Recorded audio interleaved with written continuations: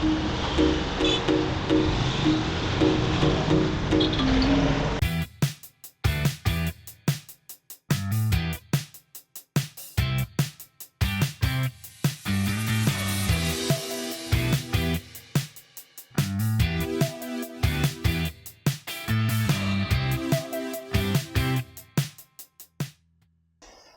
today we're going to take a look at the two countries that I have a year and a half experience in, Thailand and Vietnam. See which one, might be better for you with my descriptions. We'll take a look at food, accommodations, and getting around. In this series, I'll probably do one or two more series on these subjects. So stay tuned, be sure to subscribe, and let's take a look. So first, let's take a look at accommodations. Here's what AI says. I agree with some of it I don't. But anyway, they say in Vietnam a one-bedroom apartment can range from $300 to $800 per month, with prices dropping in suburban areas or smaller cities. In Thailand, a one-bedroom apartment in a city center averages $445 monthly, while in remote locations it can be found for around $245. Now, I would say that 800 and up in Vietnam, and $445 monthly and up in Thailand for certain. I mean, especially a one-bedroom. I've found studios in Thailand for that amount of money, $445, and studios in Vietnam for around $400. So, one bedroom, a little bit harder to get for those prices, but that's what AI says. So my personal Thailand accommodation, my beautifully appointed apartment in Chiang Mai, was 13,000 baht, which is $390. It was a studio. It was absolutely gorgeous, teak wood all over. Had a great time there. Most all of the tenants were Westerners, and a great location right next to a market that I could walk to get my food to cook. Really enjoyed that place. And importantly to mention, the move-in cost was 1 month deposit plus 2 months to get into the place. And on the day that I moved out, they gave me my full deposit back. Great landlords, totally cool place, man. So here in Vietnam, my sweet modern Da Nang apartment, 12 million a month, which come out to $464 US. They wanted me to pay 1 month deposit plus 3 months in advance, so a total of 4x. I negotiated it down to 1 month deposit plus 2 months. And then the next month I paid 2 more months. The next month I paid 2 more months. I'll pay 2 more months. So I'll have it all paid off and go rent-free for a period of time. So here are my star ratings, with 5 stars being the ultimate. Thailand, 4 stars, because the search was longer to find a good apartment. Took me a full month. So Vietnam, 5 stars, because it was just really super simple to find a place here. Although they were asking for more deposit, it all worked out very well here. I'm very happy here in Da Nang, Vietnam. As far as the quality of the accommodation, Thailand gets 5 stars. The places in Thailand are just, some of them top notch, depending on how much you pay. Vietnam, I'm going 4 stars because they're trending towards smaller and a little bit more plain of a place, but nonetheless, I'm quite happy here in Da Nang, Vietnam.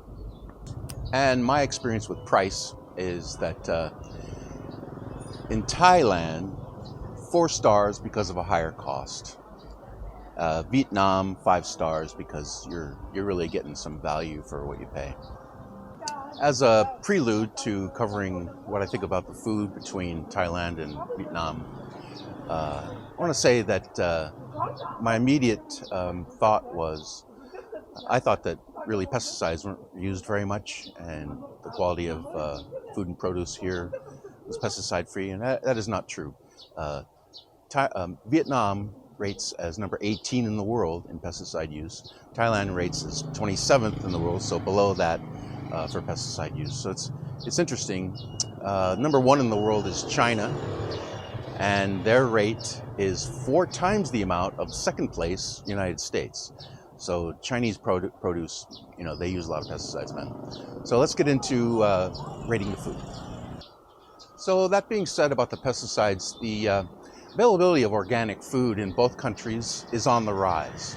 I found great stores in Thailand that had many choices for organic food. I've yet to really research one here in Vietnam, but they say that it's increasing in availability, so that's a very good thing. My first year living in Vietnam, I was sticking to the local meals. Portions are a third the size of the United States.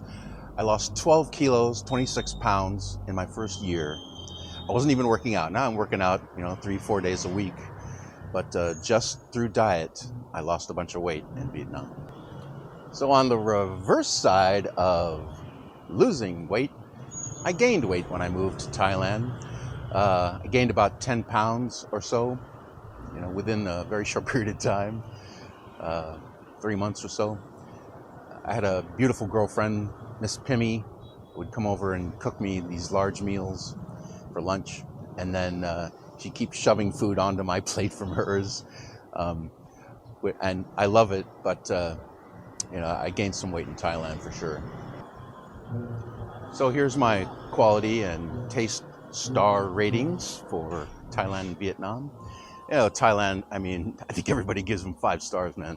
The food, the quality, the taste, fantastic in Thailand. For Vietnam, I'm giving it 4 stars only because there's less of a variety in Vietnam. But the food is great, and, I can't deny that it was very healthy for me. So 4 stars for Vietnam, 5 stars for Thailand. Let's go on to the next. Put a lime in the coconut, drink 'em both up. Put a lime in the coconut, call a doctor, woke him up, said, "Doctor, let me get this straight." I said, "Doctor, to relieve this bellyache." I said, "Doctor, let me get this straight." I said, "Doctor, to relieve this bellyache." Now let me get this straight. Hey, so let's talk about getting around town, differences between Thailand and Vietnam. In all of Asia, Grab is the predominant service. In Thailand, I used Bolt most of the time. A little bit cheaper, great service. They're all over town, very easily accessible. Certainly the competition is tough with between Grab and Bolt. There are 6 other services that are lesser well known, but used quite frequently by the local populace because they're a little cheaper. As with all over Asia, Grab is the dominant player in Saigon. Before you arrive to Saigon, be sure and download the Grab app. Use it to get to your hotel. I didn't. My first arrival there, after 19 hours of flying, I got into a cab and the guy charged me probably about 8 or 10 times what the rate should have been to get to my hotel. Learned my lesson. A note of warning for using taxis in Vietnam. Only use Vina Sun and My Linh. There are imposters out there. They have a slightly different spelling, Vina Sum and My Linh with no H at the end. So don't get into those taxis. You might very well be cheated. Lastly, on getting around town, during the day I'll use motorbike taxis. No problem, I see. It's busy, but most of the time I'm rating the drivers 5 stars. At night, though, I'll use a car. It's a little more dangerous at night. A little bit weary of drunk drivers, so be careful out there. Use a car at night.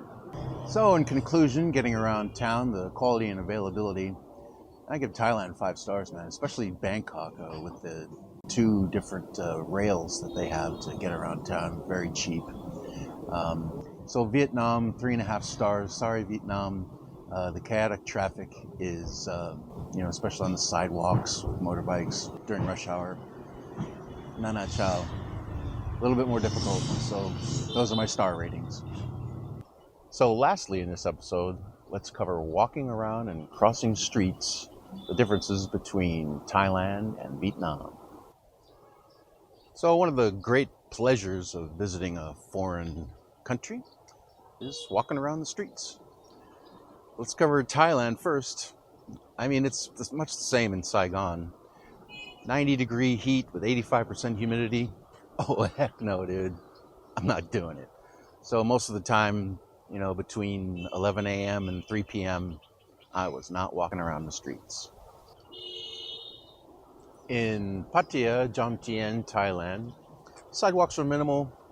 The surface can be uneven, so watch your footing, be careful. Crossing the street in Thailand is not unlike the US. Wait for the traffic light. If there's no light, wait for the traffic to pass and then cross. You'll be good. Walking and crossing the street in Vietnam is an adventure. There will be crosswalks, but cars, trucks, and motorbikes will not stop for you. So be very careful. Now, the motorbikes are expert at going around you, so just don't cross in front of a truck or a car. But in the middle of motorbikes, I'm telling you, man, these guys, they're very polite. They'll go right around you. Just keep your pace, walk slowly, and don't stop. Hey, so what are the totals between Thailand and Vietnam as far as the stars go? Well, I'm giving Thailand 3.5 stars. Some poor maintenance makes uneven spaces to walk around in, so be careful. Sadly, I'm sorry, Vietnam, 3 stars for you. Some poor maintenance and the competing motorbikes during rush hour right alongside you. Watch out, man. Oh, and I almost forgot, as a side note, in Vietnam, in Saigon, I had this experience so many times. There'll be traffic going along one way, and there'll be a motorbike going the other way. And when they're going past the wrong way, they'll be right up next to the sidewalk. So look both ways before you enter the street. If you don't, you may very well get hit by a motorbike. Be careful, but have a good time. So here are the star totals for these categories. Thailand ranked up to 26.5 stars, and Vietnam lagged slightly behind at 24 stars. Really not a large gap there. So close. I love both of these countries. I'll be back and forth between these countries again and again. In some ways, Vietnam has really captured my heart because the spirit and welcoming attitude of the people here is really unmatched in any of the countries that I've been to so far. So thanks again for joining me here at Thailand Virtual Travel Network. Be sure and hit that subscribe button. We'll see you next time. Take care.